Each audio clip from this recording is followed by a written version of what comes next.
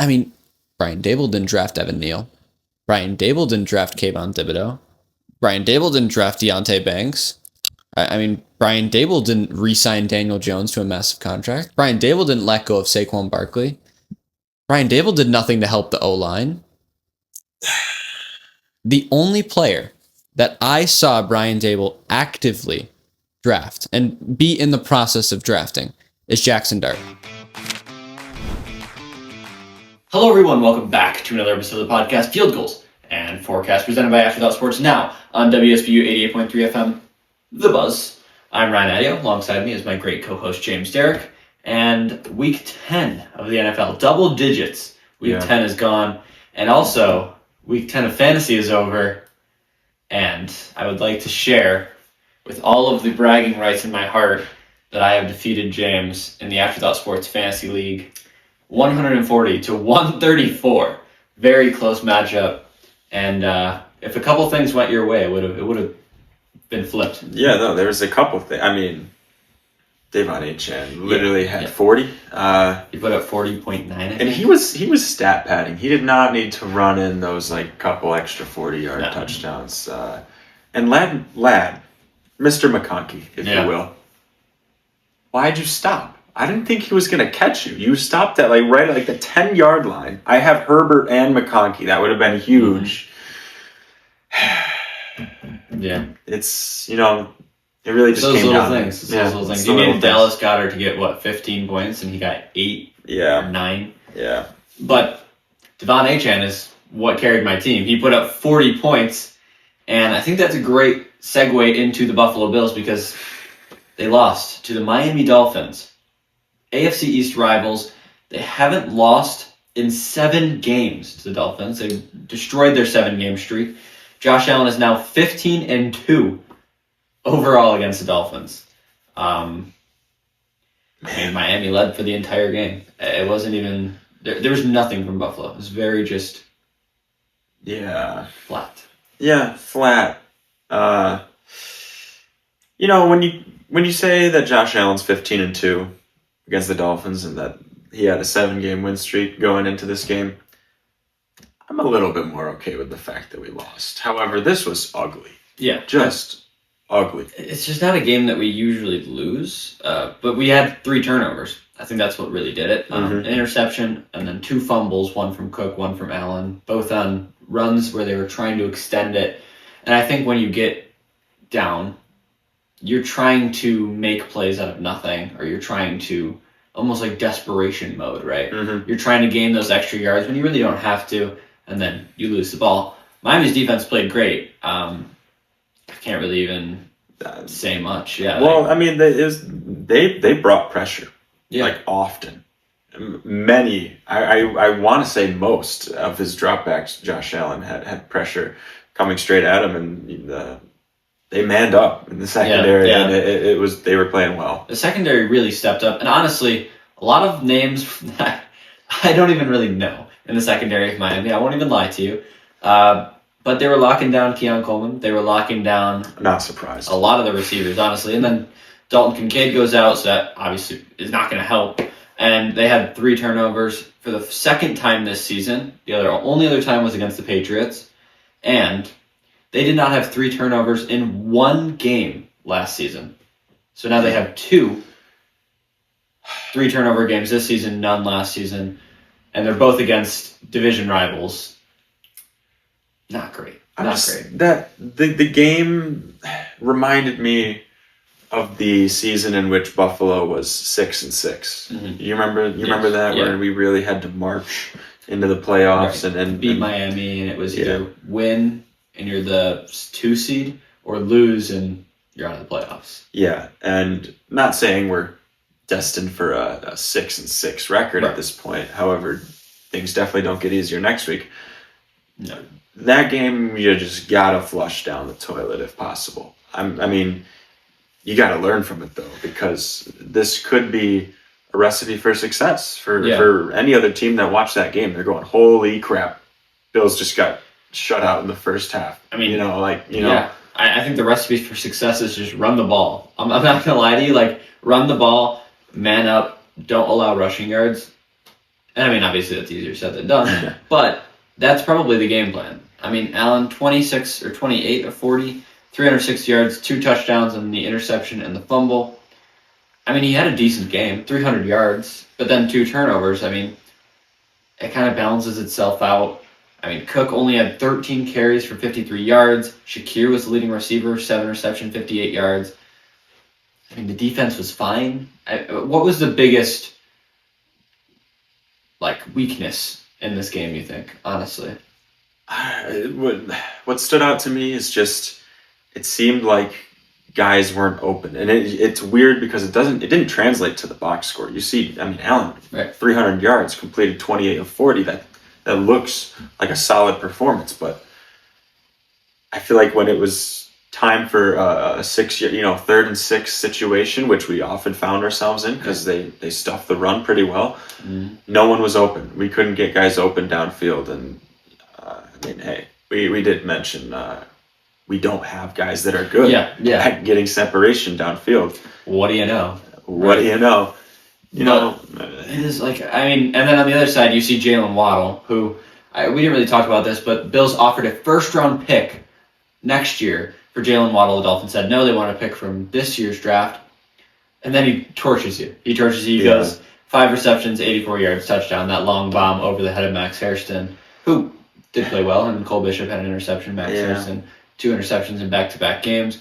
But that's kind of a heartbreaker. I won't lie, it is a heartbreaker. Yeah, especially because we all found out that, that morning that Buffalo had offered a 1st, and which we almost never do. I mean, we clutch our pearls when it comes to talking about draft picks. We love drafting and developing. That's our thing. That's a cliche phrase in the Buffalo organization. Drafting and developing, maintaining. Oh, man, they love it. But Jalen Waddle would have helped in this game. However, I'm sure it didn't help also that we're next on the schedule. So what, you're going to trade Jalen Waddle to a team that you're right about to play? I don't know. The sellers at the trade deadline were in our division, so it just kind of sucks. There's just nothing you can do. I mean, they're going to offer you more, or they're going to ask for more. You have to offer more, and we just didn't really want to do that. But, of course, we've mentioned it so many times now. Devon Achane, highest rushing, highest amount of rushing yards this season. He had 2 touchdowns. This is also the 2nd time that a running back has had their most yards this season against the Bills. The first time was Bijan Robinson. Yeah. So 2 guys back to back, both losses that really they shouldn't have taken. And then that's what's gonna kill you. That's just what's gonna. Yeah. That is just how it is. And I guess Mike McDaniel lives to see another day. Yes, he does. What else can you say? I will say this. At least when you have guys with highest rush total of the season against the Bills, it's Devon Achane and Bijan Robinson. Those are premier guys. I'm not saying you should never be happy that someone has their season high total against you, but if it's guys like that, you can live with it. Those are 2 top 5 running backs, at least talent-wise, so there's just nothing you can say. But a big thing in this game, Sean McDermott taking over the offensive play calling.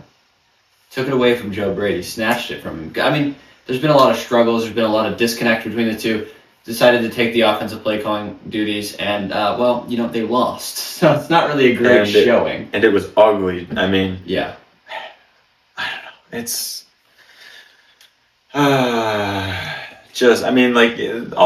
weather was a factor. It's pouring. Yeah, it was pouring at the end of the second quarter, and then did it continue in the 3rd and 4th? Here and there, they're in Miami. If it's not raining, wait 20 minutes, So, that led to some drop passes. Who dropped it was a 20-yard gain. One of our tight ends, I want to say Knox or Hawes, somebody, just straight up dropped the pass. Yeah, I do remember that. But I was going to say Kincaid, but I don't. It could have been Kincaid too, one of our tight ends, regardless. It's bad. Yeah. When you find yourself down in a game like that, and divisional opponent, they're running the ball down your throat, dropping passes, weather's bad, I knew we were going to lose that game as the third quarter started. We've lost to the Dolphins now twice when the weather is either too sunny or not sunny enough. What can you do, I guess? Does this loss bother you? I mean, what does this kind of mean for the team the rest of the season? We need to learn from it. I need to see evidence that something is better next week. And so far we've bounced back from losses, especially bad ones. I think it's very important that we can at least do that. But as you mentioned, Josh Allen's 15-2 against the Dolphins. Unless he's going to be historically good against one team, due is a thing in sports, and they were due for a win. And then, of course, next week at home against the Buccaneers at 1 p.m. Bucs don't have that great of a running game. Bucky Irving will still probably be out, so you're going to see a lot of Rachaad White, maybe even Sean Tucker a bit. I do like Sean Tucker, Syracuse alum. Do you expect them to have career games against the Bills? Man, they could, but they're going to have to attack them through the air, I would think. Yeah, and Mayfield's got some weapons. He's no slouch himself. I think, unfortunately, they're still just going to... I mean, you got to stick to the script. You just saw Devon Achane run for 174, so they're probably going to run the ball. Probably a rookie-on-rookie matchup with Emeka Egbuka and Max Hairston. That'd be fun. And then, I guess, if they can run the ball, they can. Baker's always going to have that kind of dog in him. Yeah. I mean, there's no other way to explain it for me. So this game's never going to be out of reach for either team. Mm-hmm. But we are at home. No, I shouldn't say we, but the Bills are at home. And, 1 p.m. against a team without a really good running back that's kind of struggled recently. I could see them coming away with this one. Yeah, I can see the Bills winning this one, but like you said, it should be a really good game. Yeah. Two quarterbacks that are just tremendous on third down when it comes to making plays when you need them. Yeah. I'm just excited to watch it. I want to see us play better. Yeah. I'll even take a loss if we play better because the Buccaneers are formidable. We just have to show some promise. Yeah. I mean, at the end of the day, that's what it was. That they just looked so flat. Yeah. They came out unmotivated. I mean, yeah. But anyway, let's move into our field goals of the week. Let's talk about what went good. Of course, we're not talking about kicks. We're talking about the good, the no good, the not even close. In other words, what went well this week, what didn't. I just need to talk about some good stuff because that was very depressing to talk about. Yeah, the Bills were not even close this week. But. And honestly, I don't even know if this is part of the good, especially when you're just talking about the Bills, but the Patriots moved to 8-2 following a win against the Buccaneers, who, of course, the Bills play next week. They have 7 straight wins. They've beaten all NFC South opponents. That's Falcons, Bucs, Saints, Panthers. And Mike Vrabel set his career win streak, 7 straight, of course. And I think New England can really say they've won their first big, non-conference game. Yeah, I would say so. And they looked like they were able to make the big plays that they needed, like that Stephon Diggs touchdown at the very end of the half.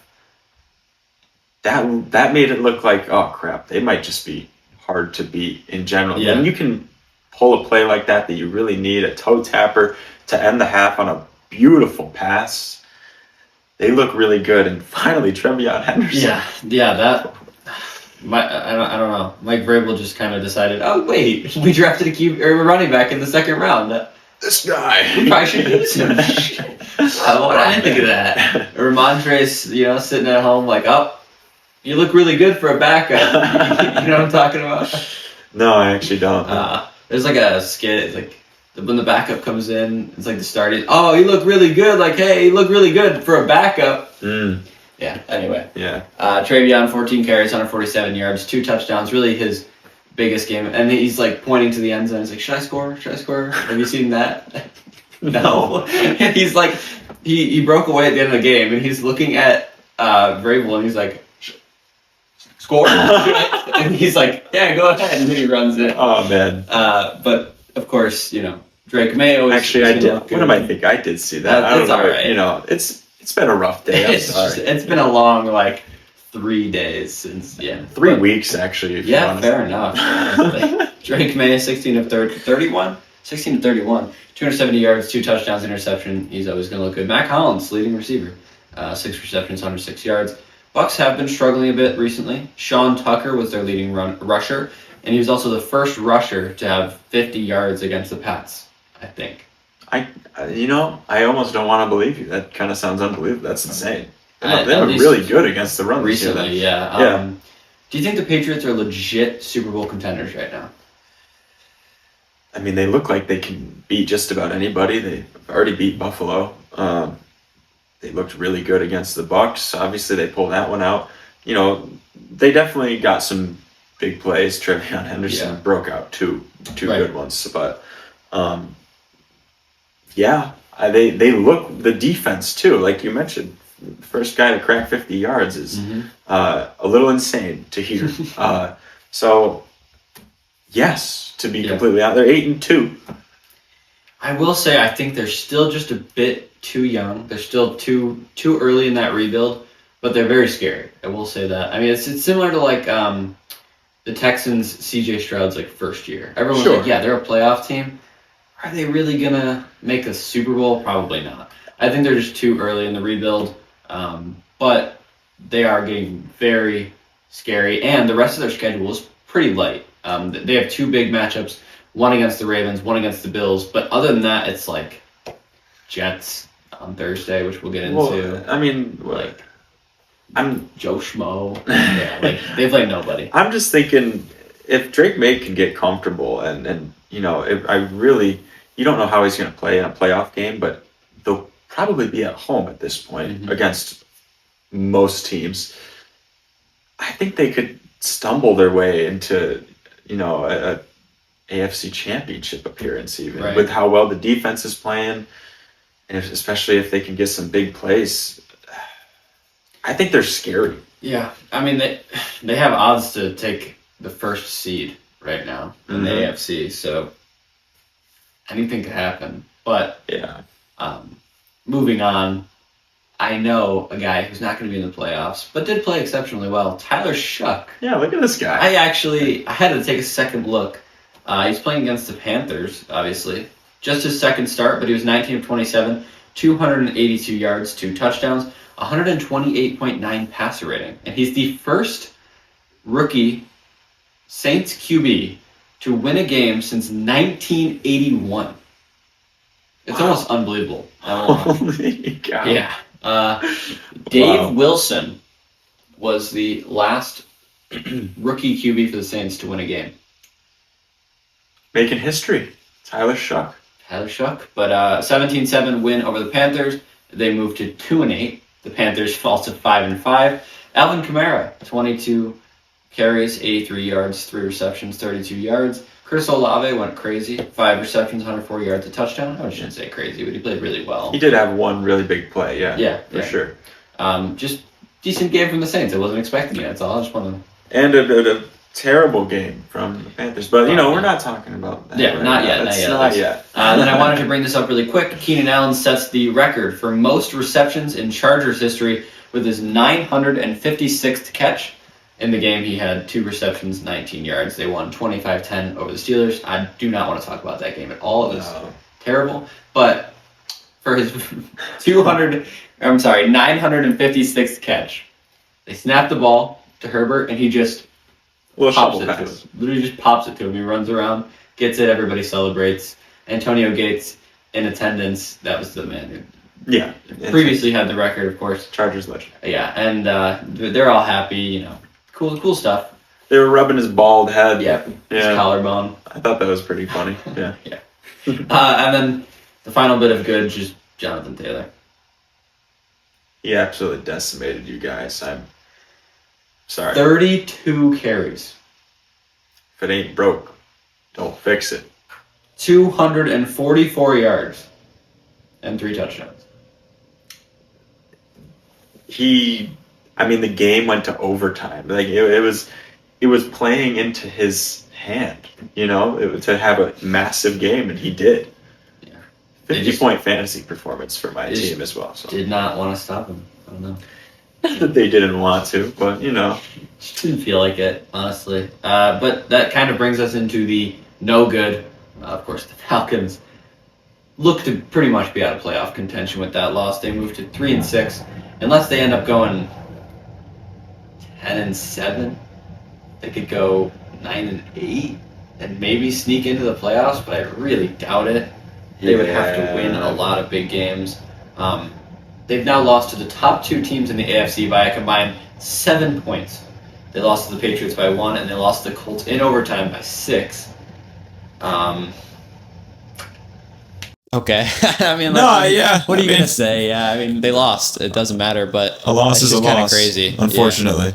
Yeah. Bijan Robinson just not a big enough factor in the game. 17 carries, 84 yards, 2 receptions, 4 yards. Drake London was the only real receiver on the team. 6 receptions, 104 yards, a touchdown. Top fantasy wide receiver. Yeah. Penix is really. This is his first game that he's truly struggled. Went 12 for 28, 177 yards and a touchdown. And I've got a little game for you. Mini game. Okay. As some would say. I'm going to give you a QB comparison to the first 10 starts. QB1 has about a 60% completion, 59.9 completion percentage, 2,367 yards, 11 touchdowns, 6 interceptions, and 2 rushing touchdowns. QB2, 59.7 completion percentage, 2,159 yards, 11 touchdowns, 6 interceptions, no rushing touchdowns. I feel like the answer's pretty obvious, but Yeah, the first quarterback is. I mean, they're the same, but QB1's just slightly better in they almost are everything. so similar. Yes. QB1, that's Michael Penix. Do you want to take a guess on QB2 is? QB2. I mean, is he also a younger quarterback, or is he at this point? I will say he is retired. Tell me it's Eli Manning. That is Matt Ryan. Oh, Matt Ryan. Wow. Also, first year with the Falcons. Those were his exact stats. Are we really calling Michael Penix a bust right now? I just don't Wow. believe it. that is actually very eye-opening. Holy cow. Yeah. So, Wow. Okay. times have changed. Media, obviously, very different. They're attacking, the amount of stuff that I see in the Falcons community about how Michael Penix, he's just not playing well enough, he's a bust, all this stuff.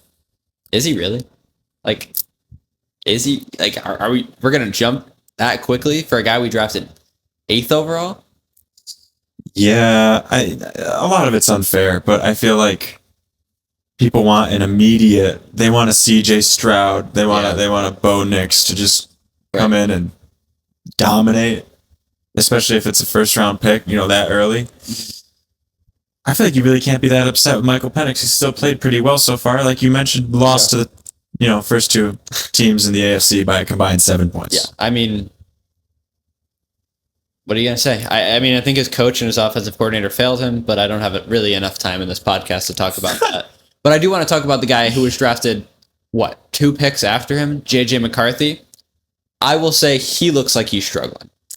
I don't, he's reeling a little bit. I don't want to, put the pin on it right now. We just talked about young guy. But as of right now, he's struggling. 20 for 42, 248 yards, touchdown to 2 interceptions. He had a 18.6 QB rating in the game against the Ravens, who you know how bad their defense has been recently. Yeah. 12 hits taken, only allowed 1 sack, but still just getting hit on almost every play. The Vikings also had 8 false start penalties at home, 13 total penalties, 102 yards. The leading rusher was J.J. McCarthy, 5 carries for 48 yards. Jalen Naylor was their leading receiver, 5 receptions, 124 yards, a touchdown. He has Jordan Addison and Justin Jefferson, and he's just not playing at the level you want him to right Where's Jalen Naylor? Yeah, right, exactly. I wonder how far I can throw it to Aaron Jones. Oh, yeah. I love that.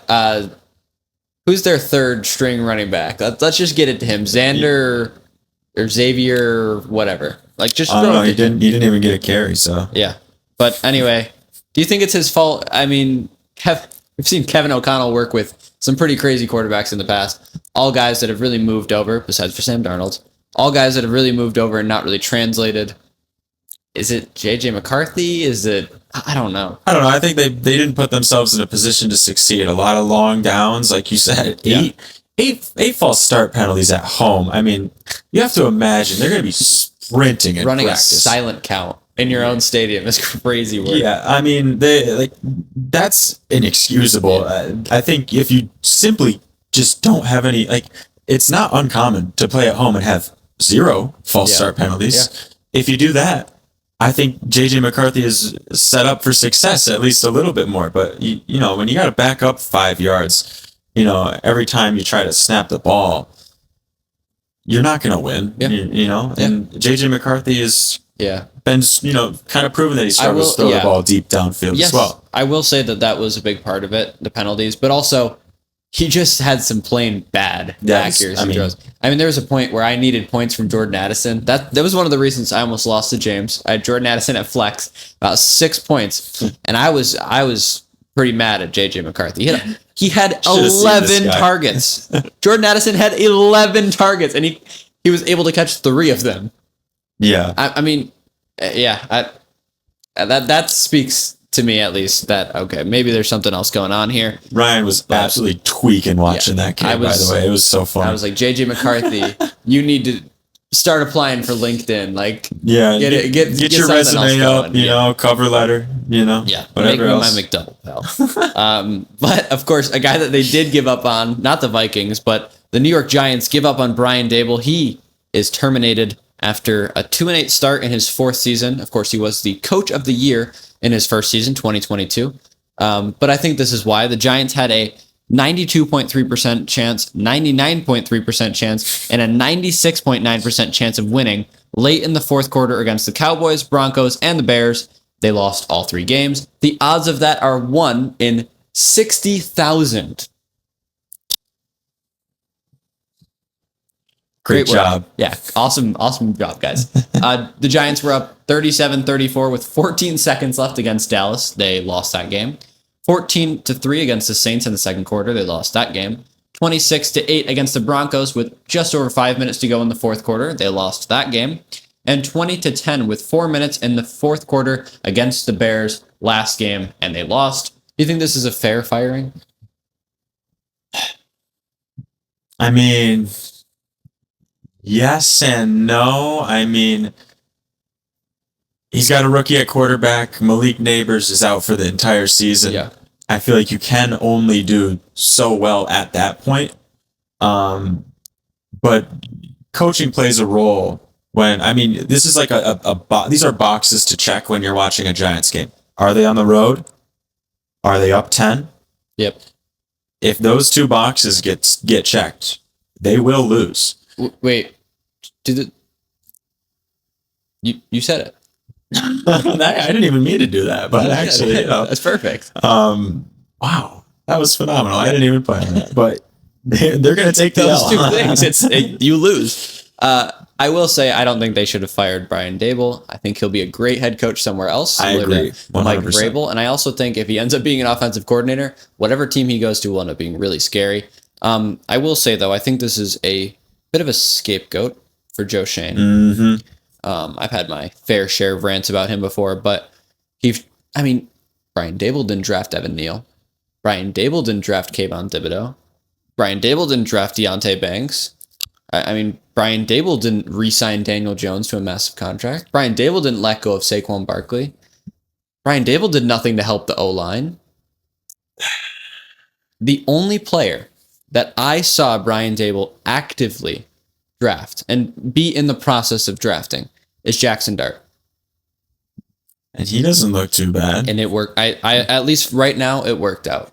And I think that they had a really close connection. And I think getting rid of a head coach midway through a rookie's first season, it just kills their growth. I don't know. It's really just not it. And like I thought he was playing pretty well. And I mean, are you going to be mad that you have a very high draft pick in this upcoming draft after this season's over? I mean, you're clearly not in any kind of shape to win 10 plus games. What did you expect from this season? What about the defensive coordinator? What about the GM? I mean, there's way bigger problems in my opinion. I think Daboll's going to go somewhere, be really good still. I 100% and I think a lot agree. of teams really want him. So come back to Buffalo. I know you love it there, Brian. Yes, he's spoken many times about how much he loves Buffalo. just come on back. We miss you. If not, he'll probably end up being a Miami Dolphin or something like that. So A New York Jet. yeah, No.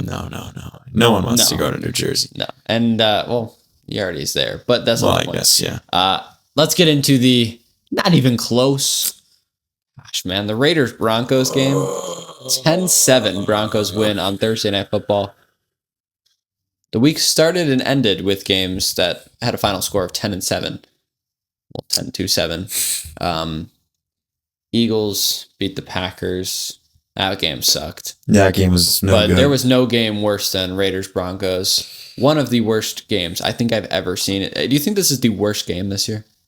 Yeah, I remember I had a really long day and, pretty frustrating day, to be honest.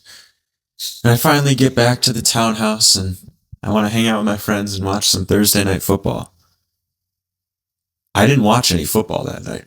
Whatever this was, this Broncos Raiders game, that was awful. Did we end up I think we Played Madden or something. Yeah, played some Madden. We saw what Jerry and the guys were up to. Yep, Some of course, Seinfeld. yeah, right. That's a great show. That was more That was entertaining than much this game. Terrible. Geno Smith, 16 of 26, 143 yards and interception. Ashton Genty was the main focal point of this offense. I just want, at least from what I saw, every single time I saw the Raiders on offense, it was a handoff. 19 carries, 60 yards, a touchdown. Tyler Lockett was the leading receiver with 44 yards. Brock Bowers had one reception for 31 yards, and their special teams really struggled. Right after the game, they fired their special teams coordinator, Tom McMahon.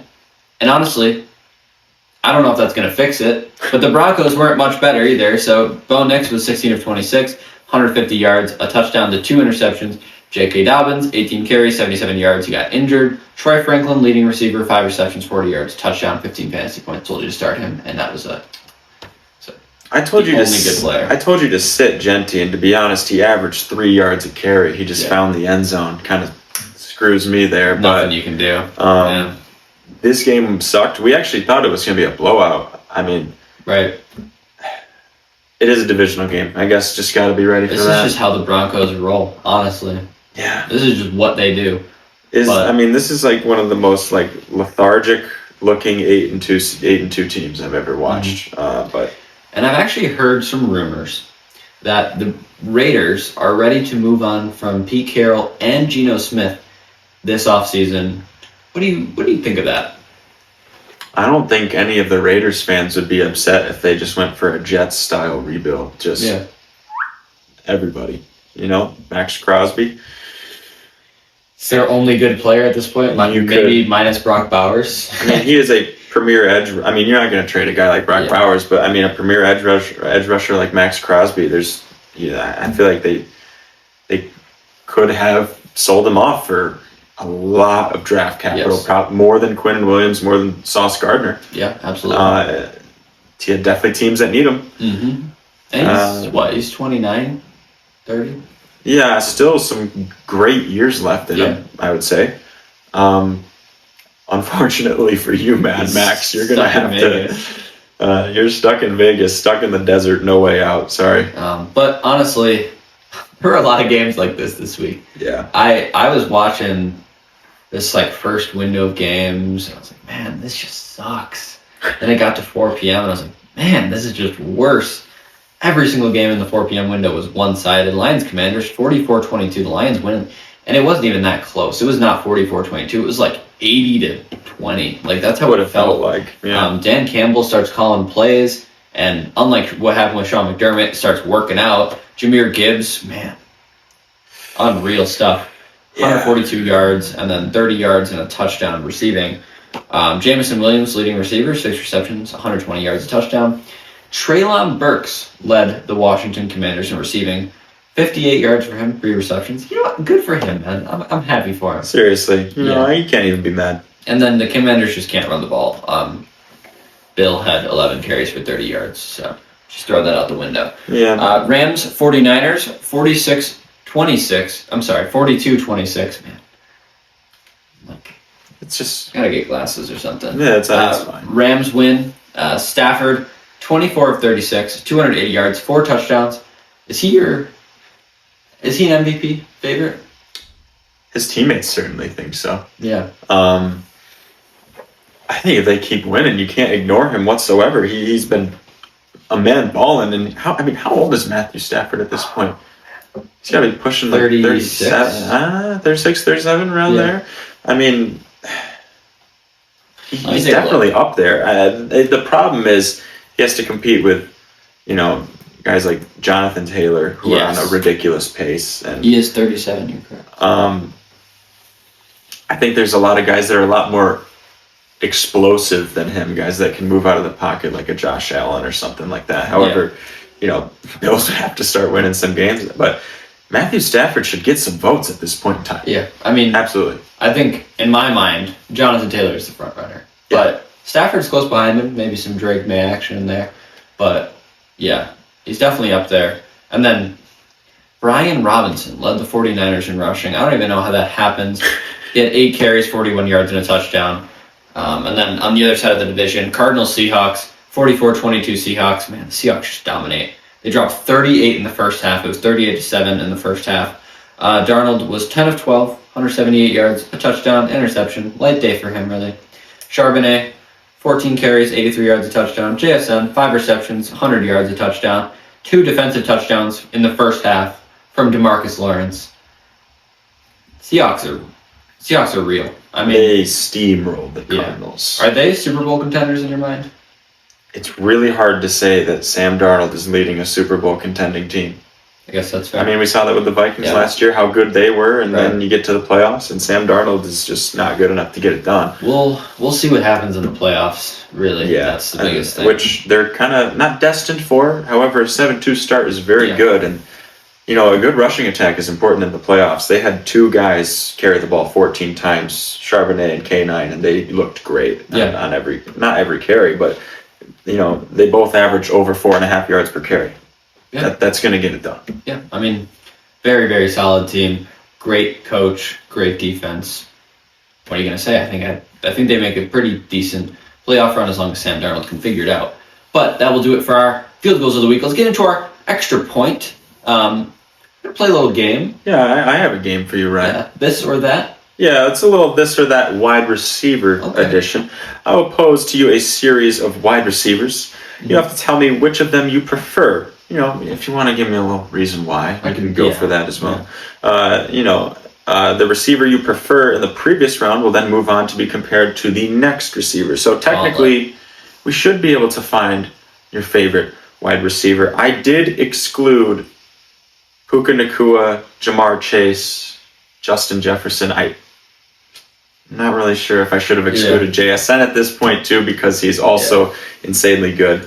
However, I think I'm going to throw him in at the end because he's, fair enough. He should get his attention for how good he's been. Number 1 receiver in the league right now, but either way, yeah. All right, this or that wide receiver edition. Ryan, Jalen Waddle or Emeka Egbuka?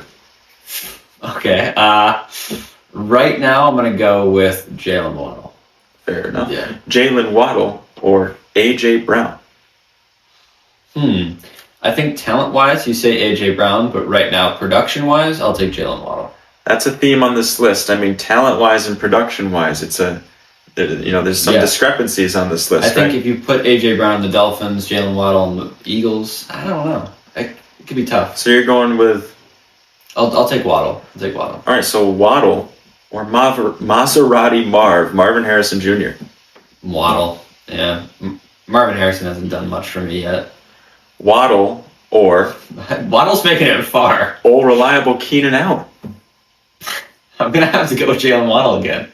I like Keenan Allen. He's putting up a lot of great numbers. But right now, I think Jalen Waddle's more explosive. He has Tua as a QB. I have to take that into effect. I did kind of set up this list so that people would think you love Jalen Waddle. I guess so. Jalen Waddle or Courtland Sutton?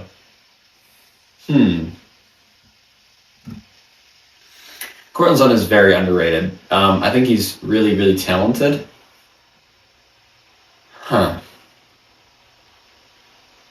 I don't want to keep saying Jalen Waddle, but she just has the edge over Courtland Sutton, in my opinion. Okay, so Jalen Waddle or Rashee Rice? Yeah, Rashee Rice. Okay. I'm taking Rashee Rice. But That's only because he's been unstoppable since he's come back. Yes. I mean, if we're going based on who's going to be more readily available, I'll take Jalen Waddle. But just try to make it so that you take Jalen. Right. Okay, but you choose Rashee Rice over Rice, yeah. Sorry, Jalen Waddle, but you had a good run. Rice or Nico Collins? Nico Collins. I think he has a really terrible QB throwing to him right now. Nico Collins or Drake London?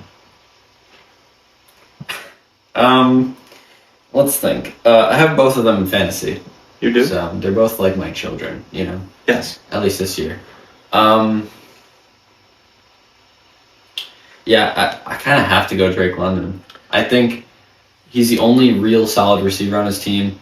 I think he at least does more for me. I mean, he's got stronger hands. Drake London has one of the strongest hands of any receiver I've ever seen. I'm just going to have to he's go been Drake dominant London. too. Yeah. You really don't have to make that hard of a case. Yeah. I mean, Drake London's been great. Drake London or CD Lamb? Yeah, it's probably CeeDee Lamb. Oh man, I thought you were going to be delusional enough to take Drake London. No. No. Yeah, I'm going to have to go CeeDee Lamb. But it is a lot closer. Right now, I don't really know where to put Drake London. Some weeks he's great, some weeks he's kind of on the lower end. But I don't know. I guess if you put CeeDee Lamb on the Falcons, would he be as good? If you put Drake London on the Cowboys, would he be as good? I mean, if you have Dak Prescott throwing to both of them, who's going to play better? And they play different roles as well. One's a deep threat, one's a physical. Something to think about. But you're going to go with CeeDee Lamb over Drake Yeah, I'm London? going to give CeeDee Lamb the edge. CeeDee Lamb or Jackson Smith and Jigba? Yeah, that's my goat, JSN.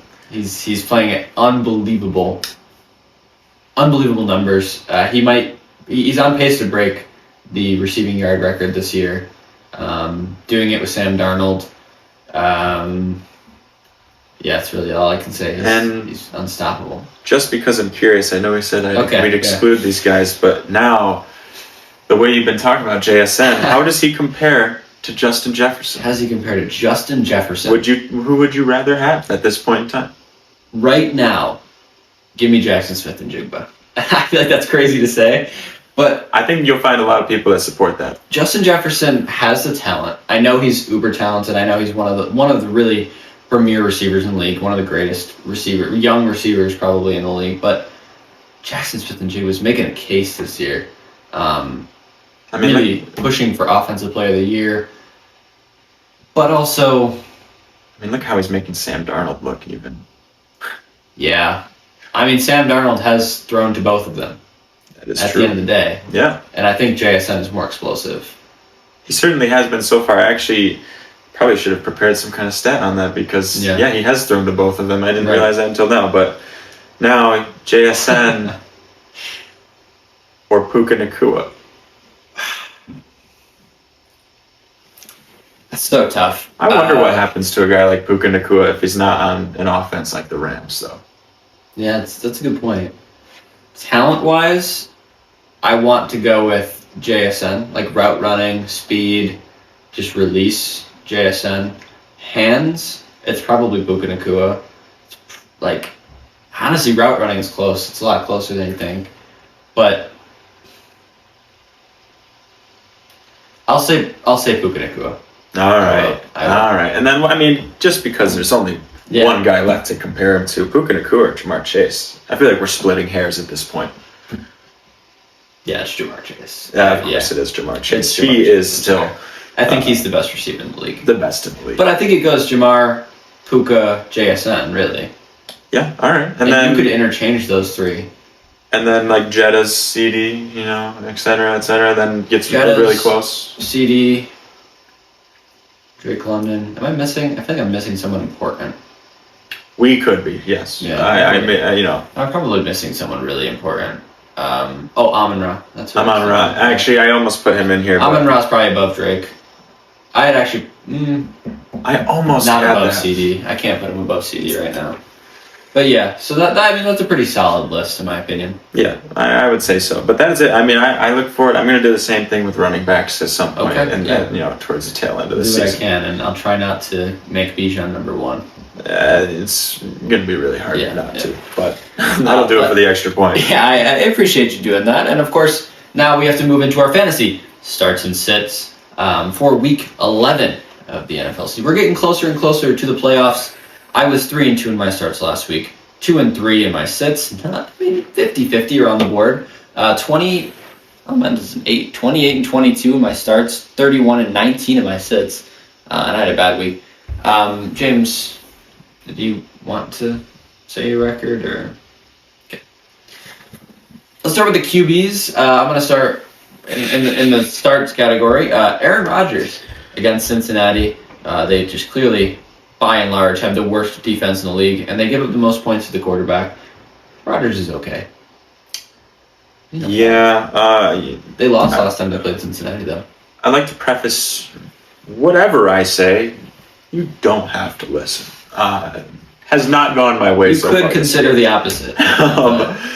JJ McCarthy versus Chicago. Oh, no. He's going to be coming back off a terrible week. All right? And Chicago just flat out allows people to score. I mean, they've had multiple games where the score is 40-something to 40-something. Something's got to give here. I think J.J. McCarthy can do it enough with his legs even in this game that he's going to be fantasy viable. All right. You lost me for a bit, but now we're back. I could see it happening. I mean, if you really... He's going to have 4 points, dude. Oh, my God. If you had Jackson Dart, right, and he's going to be out with a concussion, you can pick up J.J. McCarthy. You could think about it. Just consider it. But 1-4 last week, and you're starting games. I tried it. Come on. You're trying to pick guys. I pick guys you don't start. You know what? I also would like to mention, a lot of these losses I would also put down as a push. It's like right down the middle, we haven't kept track of that. It really doesn't tell the full story because a lot of these are pushes. But next year. Okay. And then of course wide receiver could be Jalen Waddle, my gauntlet survivor against Washington. He's becoming a really on track to be an elite receiver. And the Commanders give up the 3rd most points, and they're very injury ridden, very very injury ridden on the secondary. Yeah, Trey Amos just got hurt. Yeah, darn, we were talking high of him before the draft. Him, yeah. Another guy I want to talk highly of is Ladd McConkey. I mean, Quentin Johnson has essentially fallen off a cliff. Keenan Allen, the same thing. I just wrote down Ladd McConkey at Jacksonville. He has been effing great. I was reading that. It's pretty good. Yeah. Okay. Back to running back. Rico Dowdle at Atlanta. Jonathan Taylor just decimated the defense. They currently give up the 4th most points to running back. They moved from 2nd least to running back to 4th most in about 3 weeks. They gave up about 3 weeks worth of points to Jonathan Taylor. Yeah, honestly. And now Rico Dowdle is the bona fide RB1. Chuba Hubbard's coming off back-to-back 4 to 5 rush games. Which, I mean, deservedly so. He's been really good. Yeah. Another guy who's kind of coming back, getting his way back into the offense. I think this kind of goes for, that game script I just mentioned. Chicago has been in a lot of shootouts. Aaron Jones, he had 6 targets last week as well. And, we do these lists, PPR based as well. McCarthy needs the quick game, and I think Aaron Jones out of the backfield provides some sustainability there. And he got a carry inside the 10-yard line. That was big. That's big, yeah. So huge. it's good to see that from Aaron Jones. And then I'm going to go to the other side of the ball here. Tight end, Zach Ertz at Miami. They currently give the 3rd most points to tight end, and Mariota really just kind of needs that safety blankie. Safety blankie? I don't know where it's so funny. I think it was a spelling mistake in the script, but I just kind of went with it. So Blanky, get this guy his Blanky. Oh my God. Zach Ertz is going to be your Blanky. What can I say? Another Blanky is going to be Kyle Pitts versus Carolina. I know you said to start him last week and he let you down. He did. Or maybe it was the week before. Regardless. It was this week. I think I mean, they're 26th against tight ends when it comes to allowing fantasy points. And I think when it comes to these interdivisional games, the focus is so much on Bijan and Drake London that Kyle Pitts is going to have to demand the ball, I think. So. Yeah. And then finally, the flex spot. I'm going to go back-to-back weeks saying start Quinshon Judkins. Didn't work for me last week, but I'll say against Baltimore, who gives up the 7th most points to running back, you got a shot with him. The pass defense has been good, but the rush defense not so much. Judkins, very inconsistent, but it's also the Browns. So yeah, the Browns are inconsistent. I think the Texans are a team that's on their way up. My flex, don't do it to me. Please don't do it to me. I need Woody Marks to play well. He got 14 attempts last week and a touchdown. He scored a touchdown, Ryan. This immediately means buy into Woody Marks and start him. Surely, after 14 carries and a touchdown, they'll continue. And an overall great game. Yeah, they'll give him a consistent workload. Surely.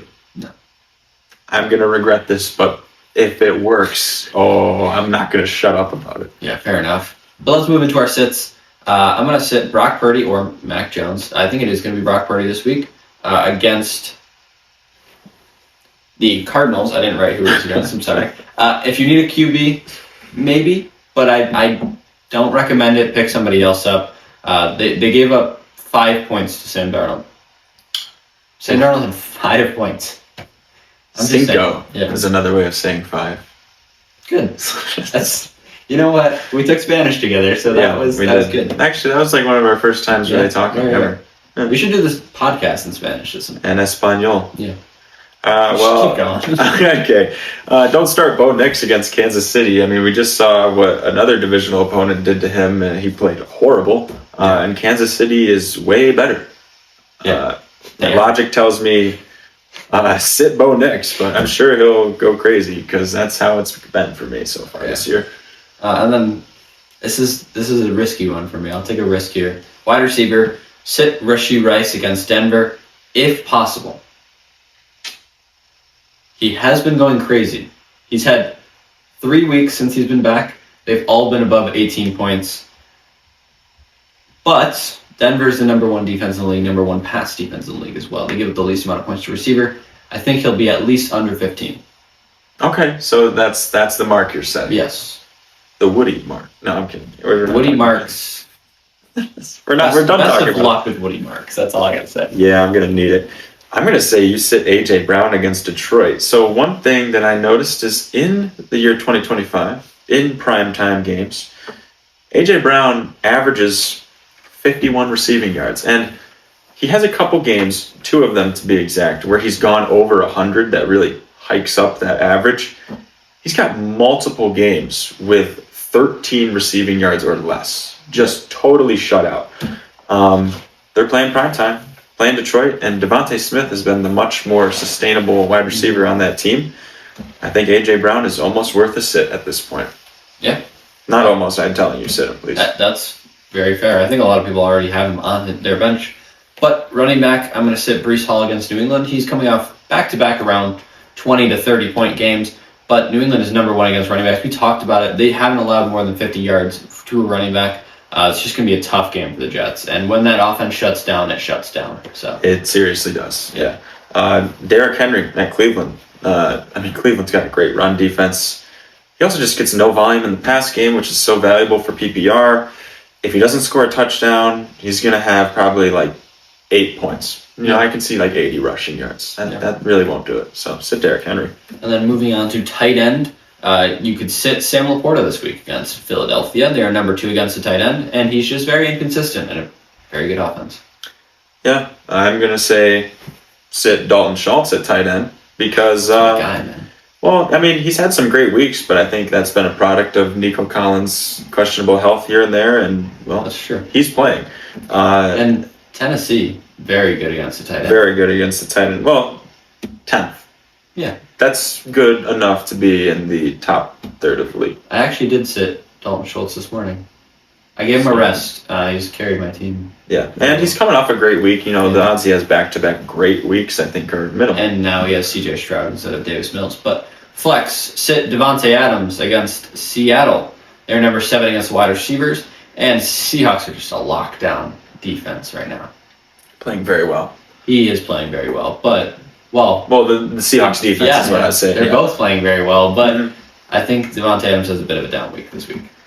I'm going to say Cortland Sutton has a down week. Kind of goes hand in hand with Bo Nix. I think the both of them you got to sit. Kansas City has just had a pretty good defense. They're 6th against wide receivers. That is almost into the top 5 portion of the league. I think you got to say Cortland Sutton. But that will do it for our fantasy starts and sits. Let's move into our forecasts for next week. We can't tell you the weather, but we can make some predictions for the next week of football. I am 36-31, barely staying afloat, and James, you're 42-25. This is your forte exceed, right here. Yeah, or succeed. Thursday night football, Jets at Patriots. It's the Patriots. I'm sorry, Jets. It's just not going to happen. Yeah, Patriots. I was actually calling my mom this morning, and she thinks the Jets are going to pull this one out. So it's like it could happen, but I was just like, when I do these, I look at like the point spread. Yeah. Like they're favored by 12.5 points for a divisional game. I don't think so. I can see it being inside of that. Not gambling advice. I can't gamble, but I'm just saying. Right. It could be a closer game, but I don't see them winning. That's insane. No, yeah. And then, of course, the Madrid game at 9:30. Commanders at Dolphins. What a terrible game. I'm sorry, but Dolphins, I guess. Who on earth is waking up for this one? I'll go Dolphins. They're hot, I think. Yeah, sure. 1 p.m. game, Buccaneers at Bills. I'm going to take the Bills in this one. I'm going to try to 50-50 this one. Can't shoot for double happiness. Yeah. Give me Bucks. All right, 4 p.m. Seahawks, Rams, divisional game. Give me the Rams. This is going to be such a good game. Give me the Rams as well, though. Here's what I'll say. They sent the 2 worst teams, not the 2 worst teams, but they sent some of the worst teams to Madrid. All right, so you're looking at this schedule. It's pretty good. 4 p.m. Chiefs, Broncos. 4 p.m. Seahawks, Rams. That's a great window right there. Those are 2 great games. Give me the Chiefs and the Chiefs-Broncos game, though. I'm also going to go with the Chiefs. The Broncos the better record, but I think they're just barely getting by. And then Sunday Night Football, Lions-Eagles. That's premier game right there. I'm going to take the Lions. I'm going to regret taking the Eagles, but give me the Eagles. I just think after their performance against Green Bay, but that's all I really have to say. It's neither here nor there. And then, of course, Monday Night Football can't continue this streak of being great games. Cowboys at Raiders. James, I'm going to take the Cowboys. Are you? Yeah, I'll probably sleep through this one. Cowboys. Yeah, it's just brutal. And then, of course, final section here, lock of the week. I am 4-1 because I bet on the Falcons, and you are 5-0. Perfect.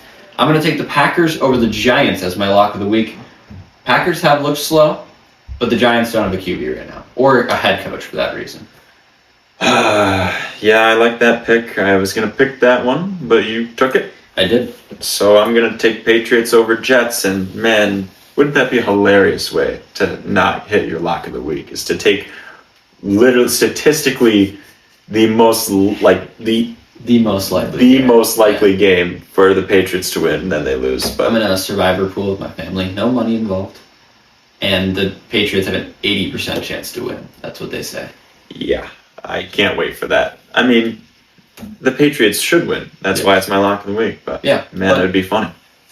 There it is. So that will do it for us. Thank you guys for watching, and we will see you all next week. Go watch some football. Bye-bye. Peace.